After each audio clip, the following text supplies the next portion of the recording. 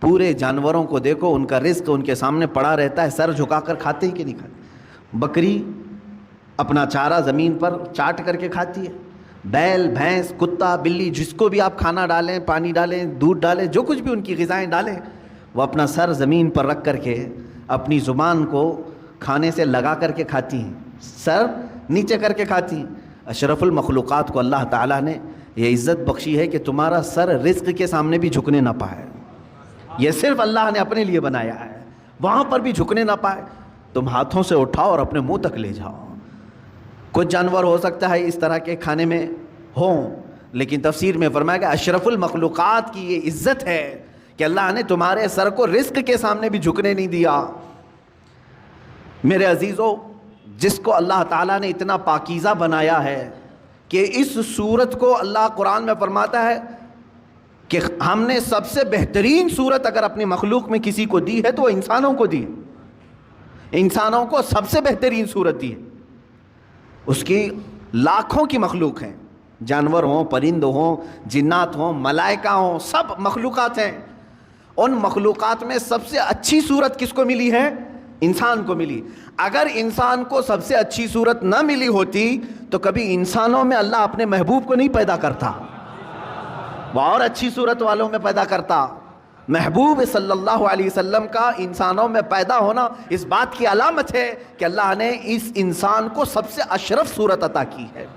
اور یہ بھی روایت میں ملتا ہے کہ قیامت کے دن اگر یہ انسان غلطی کیے، کفر کریں، شرک کریں، برائیاں کریں، جہنم میں ان کو ڈالنا ہوا بھی، جہنم میں ڈالنا ہوا بھی تو اس شکل سے کوئی جہنم میں نہیں جائے گا، جہنمی کی صورت بدل دی جائے گی، جہنم میں جانے والے کی صورت بدل جائے گی۔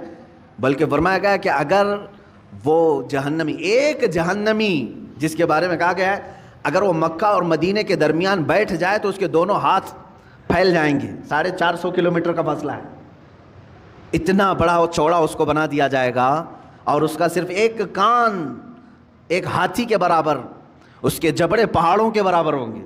ایک جہنمی کی شکل اتنی بڑی بنائی جائے گی کیونکہ اسے عذاب چکھانا ہے، یہ چھوٹی چھوٹی صورتوں کے ساتھ نہیں۔ اب بتائیں محدثین نے اس شکل کے ساتھ جہنم میں کیوں نہیں ڈالا جائے گا؟ فرمایا گیا کہ اس لیے کہ اسی شکل میں اللہ نے اپنے محبوب کو پیدا کیا ہے۔ محبوب اکرم صلی اللہ تعالیٰ علیہ وسلم انسانی شکل میں ہیں، تو انسانی شکل کو اللہ تعالیٰ جہنم میں نہیں ڈالے گا۔ میرے عزیزو، میں بات یہاں پر یہ کر رہا ہوں کہ جس کو اللہ نے اشرف بنایا، اعظم بنایا، اجمل بنایا، خوبصورت بنایا ہے، اس کی زندگی کے لیے تو یہ ضروری ہے کہ اب وہ کیا کھا رہا ہے، کیا پی رہا ہے، اپنے سٹینڈرڈ کو دیکھ کر کے کرے، اپنے معیار کو دیکھ کر کے۔ تم اگر وہی چیزیں کھا رہے ہو جو کتا کھا رہا ہے تو فرق کیا رہ گیا تمہارے پاس؟ تم اگر وہی چیزیں کھا رہے ہو جو خنزیر کھا رہا ہے تو فرق کیا رہ گیا تمہارے؟ تم اشرف المخلوقات ہو، تمہیں اللہ نے پاکیزہ اور حلال چیزیں عطا کی ہیں۔ کیا کسی انسان کو غلاظت کھاتے ہوئے دیکھا آپ نے؟ اور اگر وہ کھاتا ہے تو عقل سے بہرا ہے، عقل سے پیدل ہے، انسانیت بھول چکا ہے۔ عزیزان گرامی وقار، جب ہم غلاظت، پیشاب، پاخانہ، گوبر نہیں کھا سکتے انسان، تو اسی طرح مسلمان کو اللہ تعالیٰ نے فرمایا تم سود نہیں کھا سکتے، تم جوا کے پیسے نہیں کھا سکتے، تم چوری کا مال نہیں کھا سکتے، اس لیے کہ یہ بھی غلاظت ہے، یہ غلاظت ہے، اور ایسی غلاظت ہے کہ بظاہر تمہیں نظر نہیں آئے گی لیکن تمہاری روح کو ہمیشہ کے لیے خراب کر دے گی۔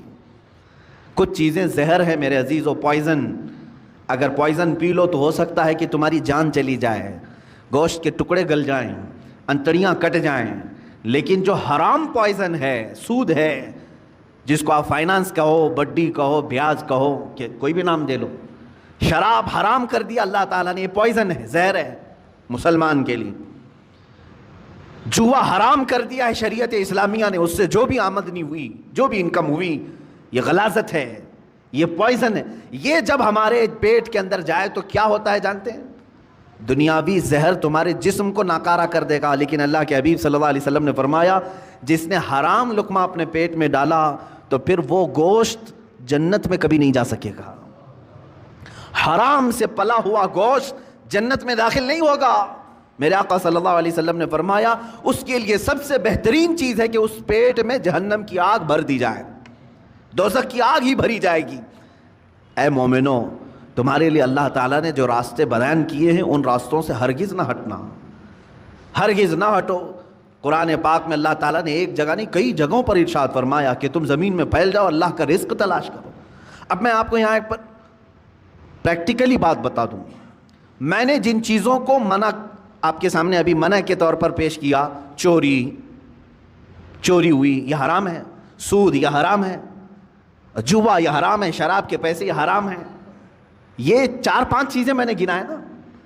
آپ کو میں بتاؤں اللہ تعالیٰ کی یہاں پر موجودہ نعمتوں میں حرام بہت کم ہے، حلال کی تعداد بہت زیادہ ہے، حلال کی تعداد بہت زیادہ ہے۔ لیکن جس کی روح بیمار ہو، جس کا خاتمہ خراب ہونا ہو، وہ بہت زیادہ حلال کو چھوڑ کر کے چھوٹے سے حرام کے ایک ہی دروازے کو پکڑنے کی کوشش کرتا ہے۔ حلال دروازے دنیا میں 100 کی تعداد میں، تو حرام دروازہ ایک ہی ہے، لیکن داخل اس میں آسانی سے ہونے کی کوشش کرتا ہے بندہ۔ قرآن پاک میں آپ دیکھیں اللہ نے فرمایا حرم الربا، سود کو اللہ نے حرام کر دیا، لیکن اس کے بدل میں کیا کیا حلال ہے، یہ کبھی سوچا آپ نے؟ سود حرام ہے، بڑھا کر کے پیسہ لینا، بیاج یہ حرام ہے، اللہ نے فرما دیا، لیکن کیا اس کے علاوہ کوئی دوسرا راستہ ہے ہی نہیں پیسے کمانے کا؟ اللہ تعالیٰ نے فرمایا تجارت تمہارے لیے حلال ہے، ملازمت تمہارے لیے حلال ہے، کھیتی باڑی تمہارے لیے حلال ہے، نوکری تمہارے لیے حلال ہے۔ تم یہ تمام راستے، ایک سود کو حرام قرار دیا اور کئی راستے حلال کے اللہ نے خود تمہیں بتائے۔ مشارکت ہے، پارٹنرشپ کر لو، مضاربت ہے، نفع میں حصہ داری مقرر کر لو، یہ حلال طریقے بتائیں۔ شراب کو اللہ نے حرام کر دیا تو کیا پوری دنیا کی پینے والی چیزیں سب حرام ہو گئی؟ ایک کو اللہ نے فرمایا حرام ہے شراب، جس سے نشہ ہے، بدلے میں اللہ تعالیٰ نے ہزاروں چیزوں کو رکھا۔ دودھ پی لو حلال ہے، شربت پی لو حلال ہے، مٹھائیاں کھا لو حلال ہے۔